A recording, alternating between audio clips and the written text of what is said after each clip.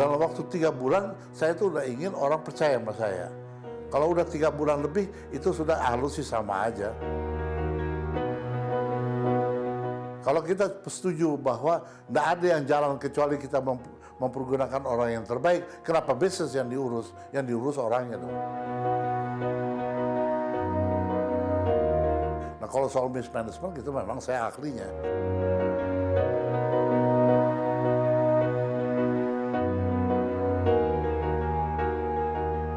Untuk keselamatan silakan kenakan sabuk pengaman seperti yang diberikan oleh awak kabin bagaimana menguncinya, mengeraskannya, dan melepaskannya.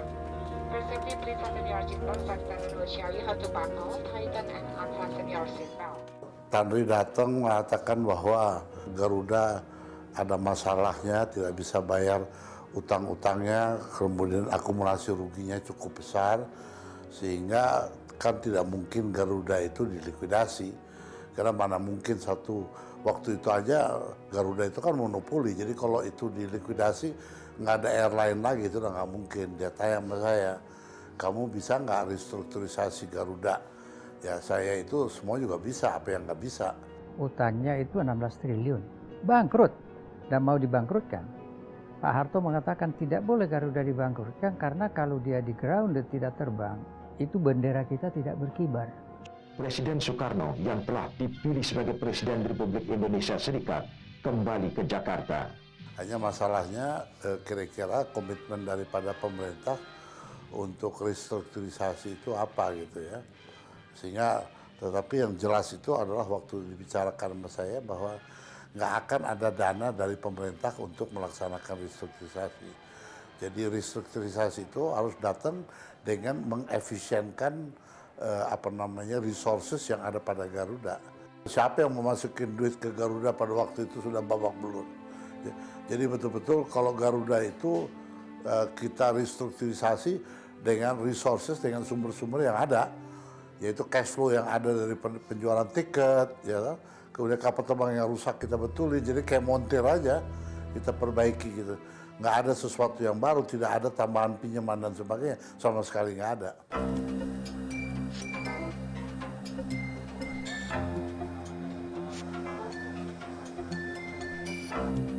Nah, saya kemudian hitung-hitung resourcesnya itu apa, ya saya lihat bahwa kekuatan utamanya itu adalah bahwa Garuda itu masih monopoli. Masa dengan monopoli nggak bisa cari jalan keluar.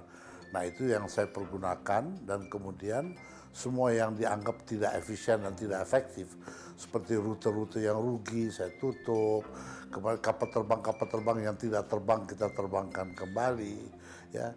Motivasi daripada karyawannya gimana supaya mereka kembali ada harapan agar Garuda bisa terbang kembali. Jadi terlalu sulit juga tidak, dengan manusia-manusia yang itu juga kita restrukturisasi. Ini berarti bahwa melaksanakan restrukturisasi tidak perlu cari orang luar, cari tambahan dana dan sebagainya. Apalagi Garuda itu waktu itu monopoli ya.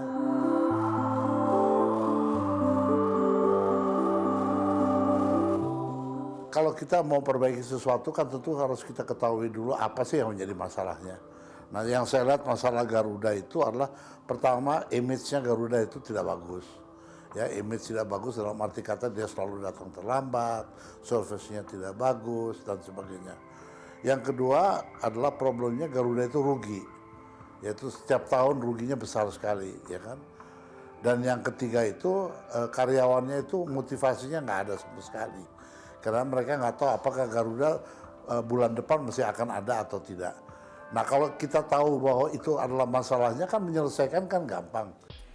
EA 325 dari Surabaya telah mendarat. Trust faktornya itu harus masuk. Paling tidak kan kalau kita mau selesaikan sesuatu kan kita cari tahu. Nggak bisa banyak. Saya mau lakukan 3 hal. Saya mau naikkan image-nya. Saya mau berhentikan ruginya. Saya mau motivasi. Ya kan bisa kita hitung kan. Tetapi hitungan dan pelaksanaan belum tentu sama. Banyak orang yang mengatakan saya mau berbuat begini, berbuat begini, tapi kemudian tidak berbuat. Ah, itu repot. Itu trust factor-nya problemnya di situ.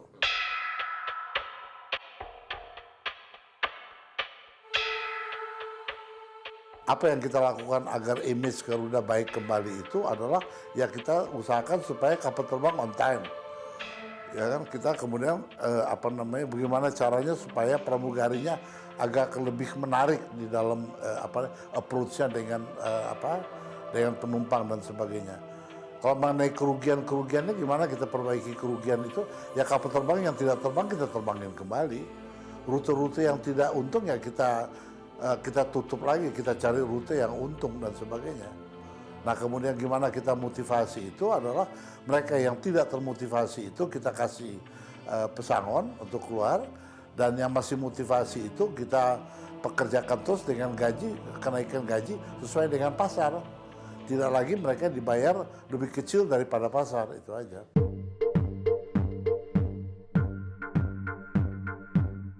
Garuda itu adalah problem dari satu perusahaan. Tidak ada image, problemnya rugi, problemnya dismotivasi. Kalau persoalan teknik dan sebagainya, kan ada jagonya. Nggak usah kita yang pikirin. Yang kita tahu itu yang kita pikirkan. Tentu waktu itu orang tidak terlalu percaya kepada kita karena dia pikir Robi Johan ngerti apa mengenai airline. Masalah yang dihadapi Garuda bukan soal airline. Masalah Garuda itu adalah mismanagement. Dan itu yang kita perbaiki. Nah kalau soal mismanagement itu memang saya ahlinya. Memang saya dikritik. Kebetulan Robi kawan saya, jadi dikatakan ini Tanriadi yang KKN.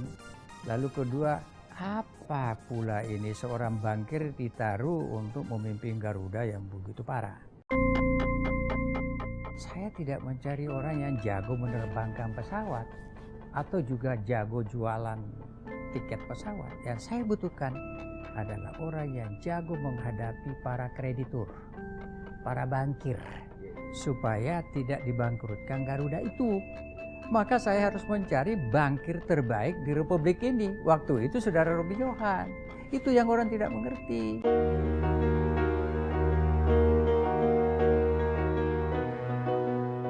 Di dalam restrukturisasi, maka baik shareholders, baik komisaris maupun direksi itu harus memiliki satu kesatuan, adalah kita mau restrukturisasi perusahaannya, jangan lagi terlalu banyak alternatif gitu, ya kan? Kalau umpamanya itu adalah pembangunan jangka panjang, bisa saja dia punya ide lain, kita punya ide lain. Tapi kan kalau dalam krisis kan tidak ada waktu untuk berpikir demikian gitu.